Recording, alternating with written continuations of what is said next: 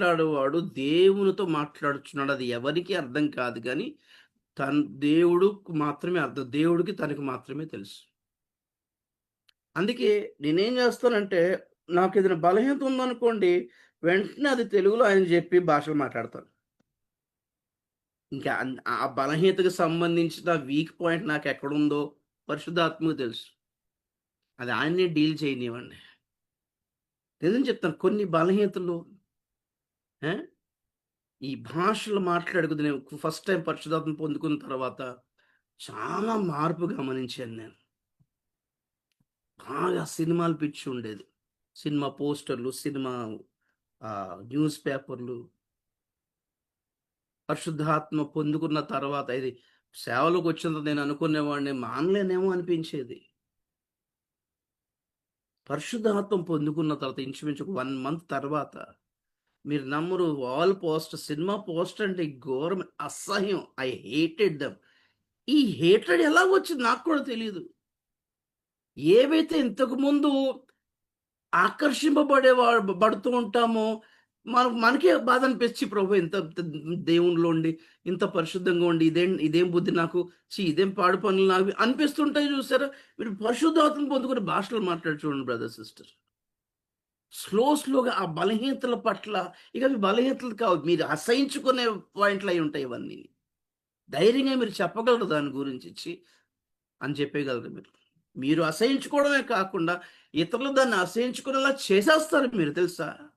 మరి ఎందుకు అనుగ్రహించబడ్డాడు పరిశుద్ధాత్మ చెప్పండి? అందరి జీవితంలో పాపాలు చూడడానికా? క్షేమాభివృద్ధి అంటారు చూసారా? ఎడిఫికేషన్. క్రైస్తవ జీవితం ఒకేసారి రక్షించబడ్డాను. ఈరోజు పరలోకం ఈరోజు బాప్తిజం తీసుకున్న రోజున పరలోకం వెళ్ళిపోతే మరి ఎందుకున్నాం ఇక్కడ భూమి మీద ఇంకా? క్రీస్తు సారూప్యములోనికి స్లోగా గ్రాడ్యుయల్‌గా మారడానికే. పిల్లలు పుట్టినప్పుడు మనం అంటాం ఎవరి పోలిక, అమ్మ పోలిక, నాన్న పోలిక వత్తేనే ఎవరి పోలిక ఉండదు. మన ఊహే, ఆ ముక్కు చూడు, ఆ మూతి చూడు. పెరిగే కొద్దీ తల్లిదండ్రుల పోలికలోకొస్తారు వాళ్ళు. ఆ ప్రభావం పడతది వాళ్ళ మీద పెరిగే కొద్దీ. అలాగా క్రీస్తులో పుట్టిన మనము రాను క్రీస్తులో మారాలి అంటే పరిశుద్ధాత్మ కావాలి. ఎందుకంటే క్రీస్తు స్వభావం ఏంటో మనకు తెలిసేంటి? పరిశుద్ధాత్మకు తెలుసు. అది బాహ్య రూపకంగా క్రీస్తులా మారడం కాదు. క్రీస్తులాగా గెడ్డం వేసుకోవడం, క్రీస్తులాగా హెయిర్ పెట్టుకోవడం, క్రీస్తులాగా డ్రెస్ చేయడం, క్రీస్తులాగా మాట్లాడడం గాదు. లోపల అంతరంగిక స్వభావము నుండి క్రీస్తులా మారాలి మనం. All divine characteristics. పరిశుద్ధాత్మ అందుకే అనుగ్రహించబడ్డాడు. మన బలహీనతలో పారాక్లీట్ అంటారు కదా! మన బలహీనతలో సహాయము, ఆదరణకర్త. కృంగిపోయారా? బాధపడుతున్నారా?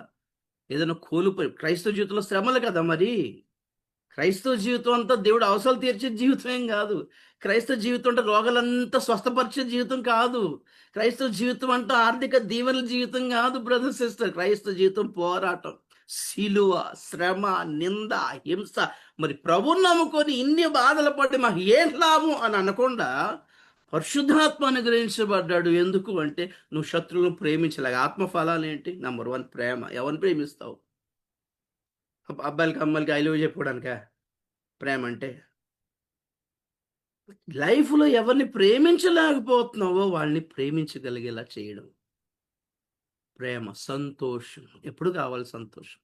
అన్నీ ఉంటే అందరూ సంతోషంగా ఉంటారు. మనం ఏమి లేకపోయినా సంతోషంగా ఉండగలం. పరిశుద్ధాత్ముడు చేయగలడు. సమాధానం.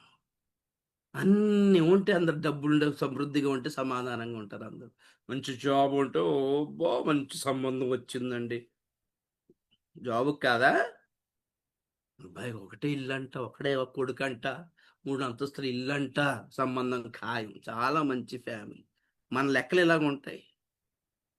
ఆస్తుంటే, డబ్బులుంటే సమాధానం బావుంటది. ఫ్యూచర్ బావుంటది. మరి మనం అన్నీ కోల్పోయి సమాధానంగా ఉండే కృపను దేవుడు ఇవ్వగలడు.